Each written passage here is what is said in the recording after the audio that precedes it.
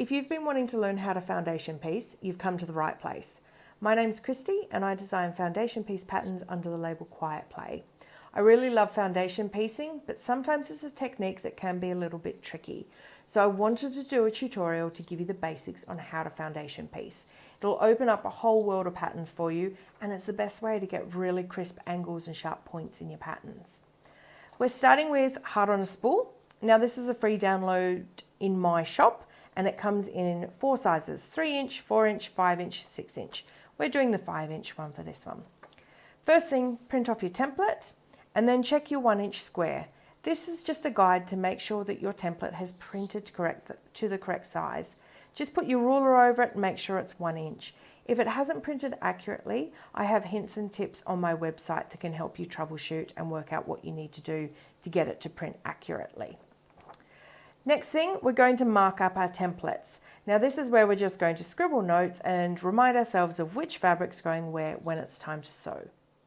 Here's my template with my notes scribbled all over it. So I've just marked where the heart is. I've got A for aqua, as that's the colour I'm using for my spool. I've got the spool sections and then BG for background. So the template's ready to go. You can see I've cut it out of the paper. Now, you can cut this precisely right down to the seam allowance if you'd like. I like to leave a little bit of space. It just reminds me when I'm piecing to make sure my fabrics come all the way out to the edge.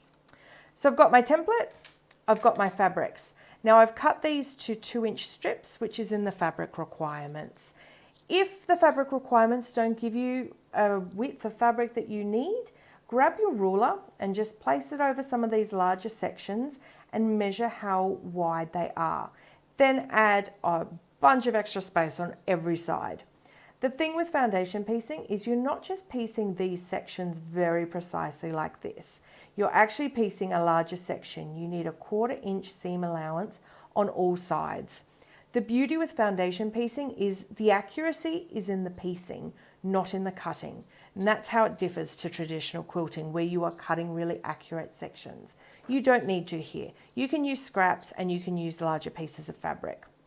So I've cut mine to strips because I like to cut it down to strips first from the big bulky pieces of fabric, and then I rough cut to size for when I'm actually about to piece. When we foundation piece, we are actually sewing by number. So you can see on the template it's marked A1, A2, A3 and so on all the way around. This gives us a guide so we know where to start and which order we're piecing the fabrics in. So we're going to start with A1, which I've marked as a heart piece. So I need my pink fabric. So it's already cut to the 2-inch strip, which makes it nice and easy. And then I'm just going to rough cut a piece of fabric that fits over this with a 1/4 inch seam allowance on all sides. Now I cut quite generously because I would rather have too much and trim back than not enough. And that's probably one of the biggest problems in foundation piecing is people don't cut their fabrics big enough. Be generous. It's just fabric at the end of the day. So you can see that's going to fit over my heart section, A1, and I've got plenty of room on all of the sides. So I'm going to put that to the side, and I like to put my fabrics in order of piecing. So A1 goes there. Next up, A2 is aqua. So I'm going to need to cut that. Again, I just lay it over and I just rough cut it to size. Now, if you're more precise and you want to cut these pieces precisely and use your rotary cutter and ruler, please go for it. This is just the way I do it. You have to do what works best for you. Okay, so A3 is another smaller piece from aqua. I'm going to cut that and lay it there. I'm going to go ahead and cut all the rest of my pieces because it's the exact same thing that I'm doing for each of these, and have them in my pile ready to sew. I've rough cut my fabrics and they're ready to sew. I've placed them in order of piecing, so A1 on top, A2, A3, all the way through. And these ones that are prints, I've put them right side up, just so that I know they're ready to grab when I'm up to piecing. So I keep those next to my sewing machine. Next, this little tool is called a finger presser. And this is a plastic one from Clover, and it's my particular favorite. You can see it's shaped on the end and it's designed to smooth your seams. So you can use this in between pressing with your iron, and it just keeps your seams nice and tidy. Before you start sewing, one of the first things you need to do is change your stitch length. So it normally sits on 2.4. you want to dial that down to 1.5. You can go a little bit lower, but 1.5 is fairly comfortable. The reason we dial the stitch length down is because we're actually going to be sewing through the paper. And so if you have a smaller stitch length, it makes it easier to remove the paper at the end. So we're sewing our fabrics onto the paper, and this becomes our foundation. And that's where the name comes for foundation paper piecing.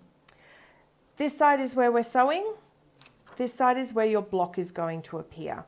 So you can see our A1 section for the heart. If we flip it over, we can see it here and we can see the lines of that shape. We need to take our first piece of fabric, which is pink for the heart, and place it over here, making sure we cover all sides with at least 1/4 inch of fabric. So you can place it and then flick it up to the light and you can see. Now I've been very generous with my fabric, so I've well got over 1/4 inch all the way around. Then you can use a dab of glue, or you can pin this piece of fabric into place. Just be wary when you pin, you don't want to have your pin over the next seam line where you're going to sew. So A1, then A2. So our seam line is that line there in between A1 and A2. So A2 is aqua because it's part of the background. So I turn my paper over, I can see it here. What you can do, place your template down, fold it on that line, and it'll create a crease. And that will help you to figure out where to place your next piece of fabric.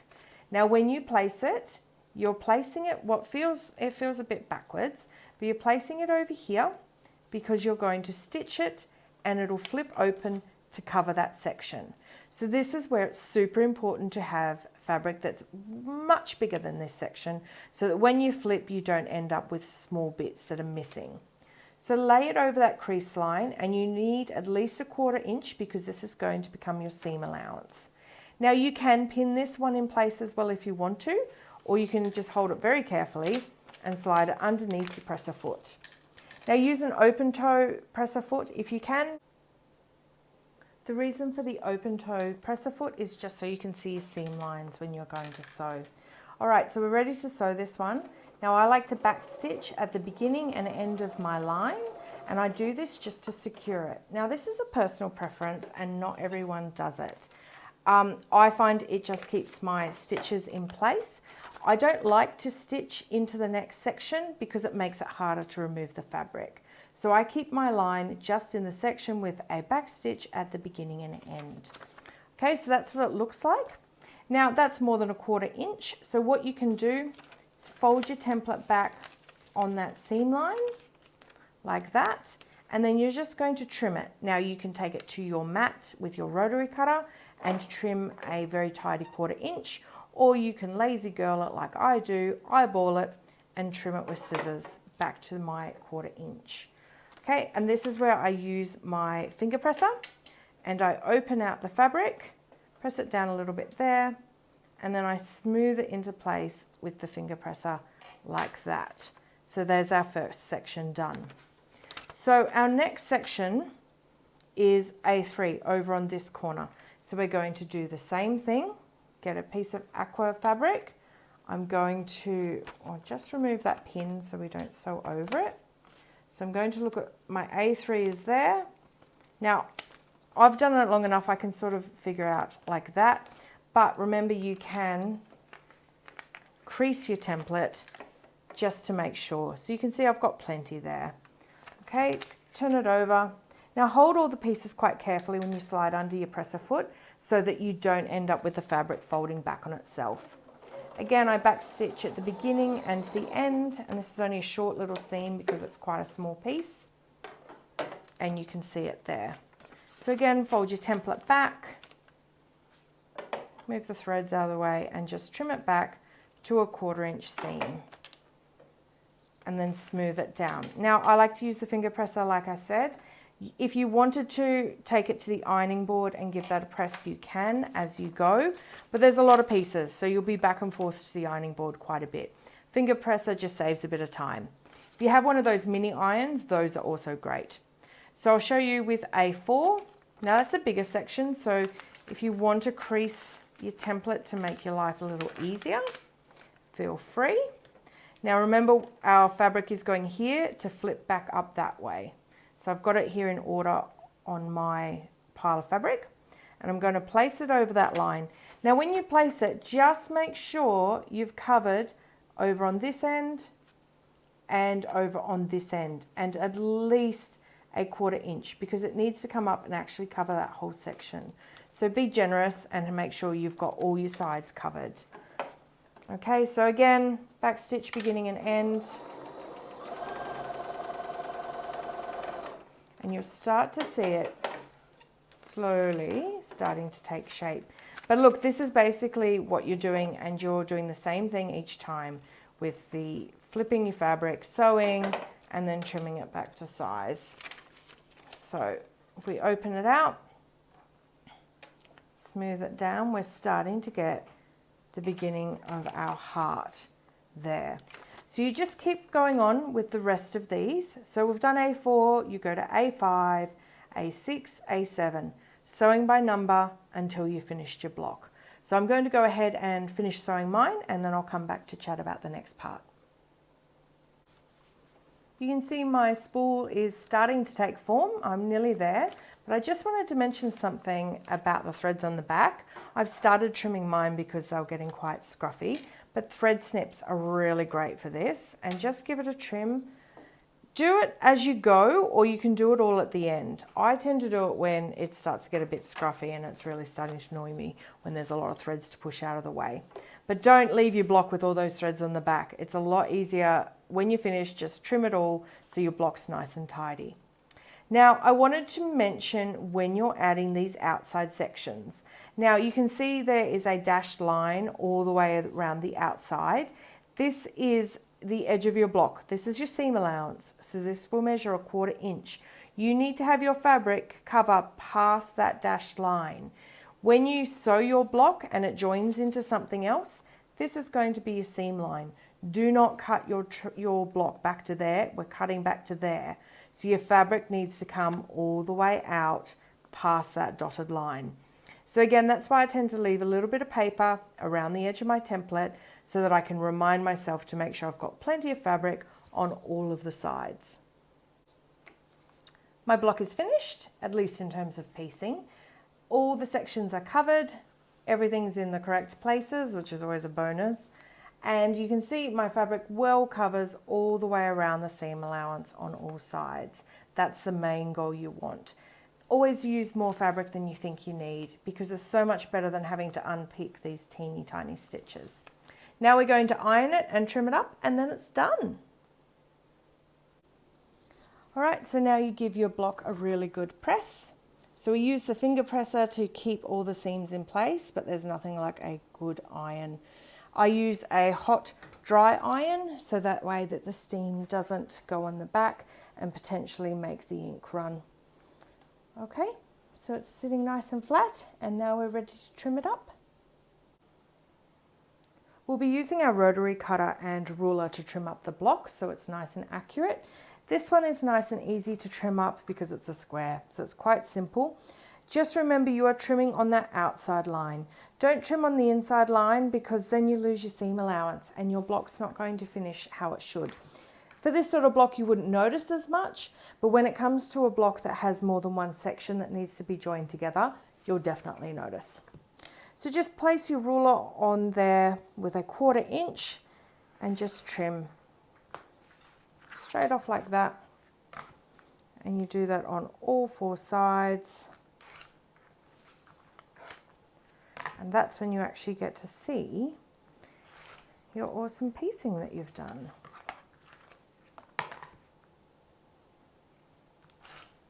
And we're done. There we go. So a little 5-inch pieced block, trimmed up, nice and tidy, and it's ready to join in with something else. There's your seam line, so when you sew you won't be losing any of your actual spool. This pattern is a great one to start foundation piecing because it pieces together all in one section. But most foundation piece patterns have multiple sections, like this one. So you'll be given templates with A, B, C, D, etc. And then you piece each section, trim them back to your seam allowance like we did with this one, and then you join them together in order, and the order is given in your pattern. And that's how you create these more complex patterns. But this one is a great one to start with in the meantime. Also mention on removing the paper, you can go ahead and remove it now when your block is finished, or you can do it when you're ready to put your block into a cushion or a quilt and remove it when you're ready to sew. It's completely up to you. All you need to do, fold the paper back along the seam line, and then you just tear it away. And it's that easy. I hope this has given you the confidence to try foundation piecing. It's a great technique, just sometimes takes a little bit of practice. If you'd like some more foundation piecing patterns, check out my website at quietplaydesigns.com, or consider coming and joining one of our pattern clubs where we're sewing foundation piece patterns every month. It's a lot of fun. Whatever you do, I hope you love the technique and get to making something beautiful. Happy sewing.